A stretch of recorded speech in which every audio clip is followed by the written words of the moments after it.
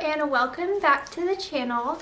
Today I am going to be explaining how to do a C scale as well as the chords and the arpeggios. So basically everything you need to know for the key of C. So the reason we learn scales in piano is because one, it's a great warm-up to practice your technique, staying on your fingertips, using good wrist motion, all of that before you get into your practicing for the day. It's also really good to have the scale runs down because the finger crossing that you're going to use, all of those techniques are going to be helpful, especially if you go into classical songs.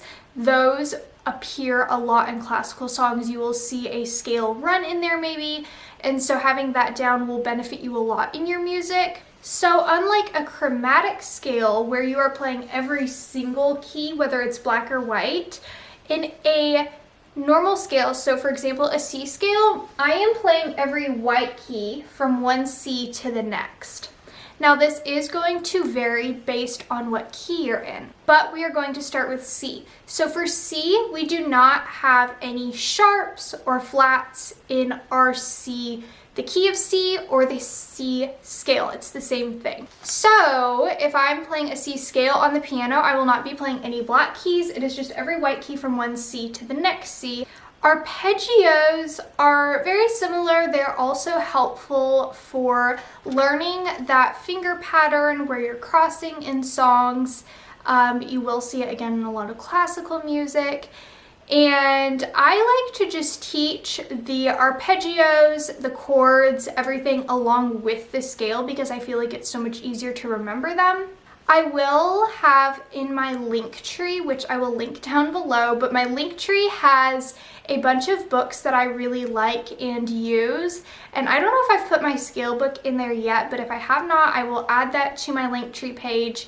And this is a scale book that I highly, highly recommend. I'll actually grab it so I can show it to you. So this is the Scale Skills by Keith Snell scale book. This is the level 2. And I love this book because it has scales, arpeggios, chords, and finger exercises. So this is what your first page looks like.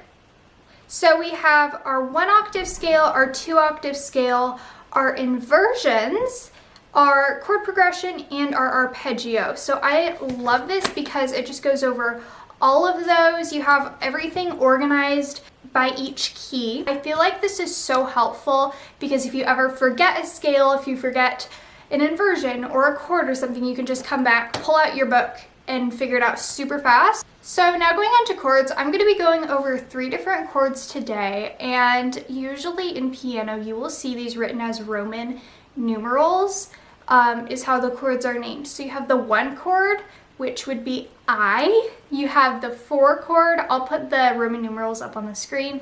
So you have the 1 chord, the 4 chord, and the 5/7 chord. There is theory that goes in behind these as to why they are named that. I'm not going to go into all of that today because it would be a really long video and not everyone is necessarily interested in that. But today I'm not going to be going super deep into the theory behind all of these. I'm just going to be showing you what they are and how to do them. So I'm playing C, D, E, cross, reset my hand there, and I'm going to use all 5 of my fingers. So, and then to go back down, we start right where we are. Cross over finger 3 and play those last 3 fingers.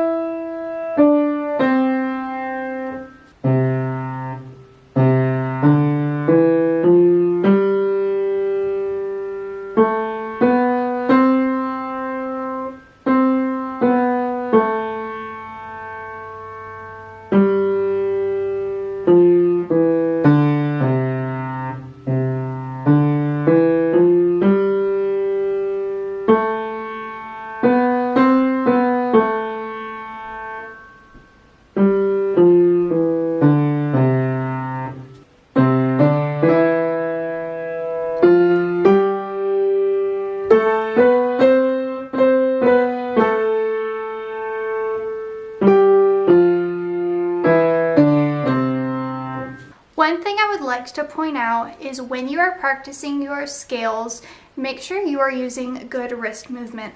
I've talked about this in my videos before. So when you do cross your fingers, you're going to actually move your body a little bit and you're going to move your wrist side to side. So make sure you are nice and loose, you're not tensed up, just make sure you're relaxed and you have a good flowing wrist. So when I cross, my wrist is going to come up, and I'm actually going to show you where I would be a little more straight here. So I'm going to move my body a little bit, and my wrist is moving with my hand. So my elbow's not coming up like this. It's staying down by my side, not tucked and tight by my side, but it's just loosely staying down. I'm going to kind of lift my wrist up and over to get that movement we need to bring the thumb under and cross. On the way back down, it's going to be the same thing, but kind of opposite. So up and over. And I'm moving my body a little bit with it. So now that we've gone over the scale, we're going to go to arpeggios. A big thing in arpeggios is also keeping good wrist movement throughout these. Even more so than the scale, this can be really hard to do because we're not playing every single note, we're skipping some notes. So to play an arpeggio, we are going to play C, E, G, higher C. So it's going to look like this.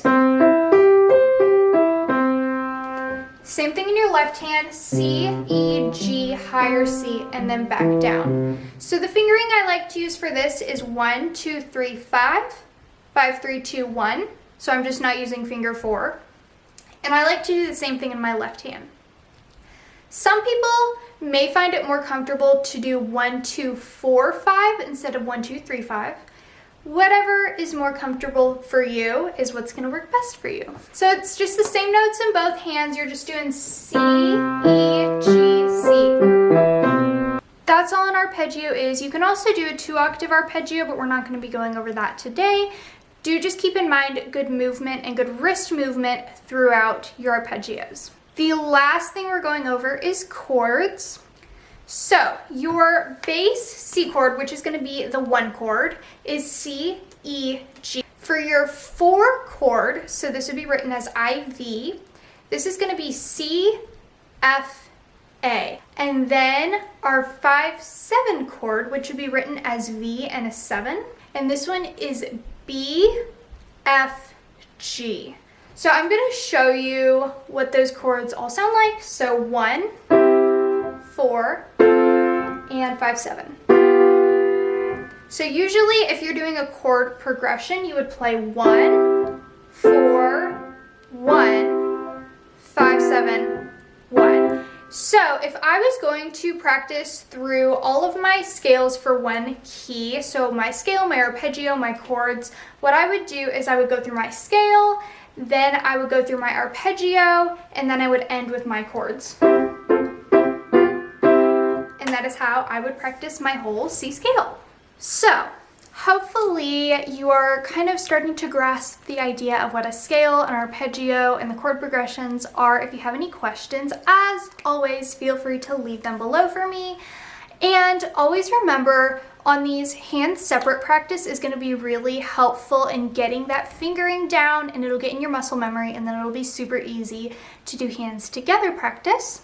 I do intend to do more videos kind of explaining each scale so that we can go over the G scale, the D scale, all the majors, and eventually get into minors, which are a little more complicated. But again, I do highly recommend getting yourself a scale book.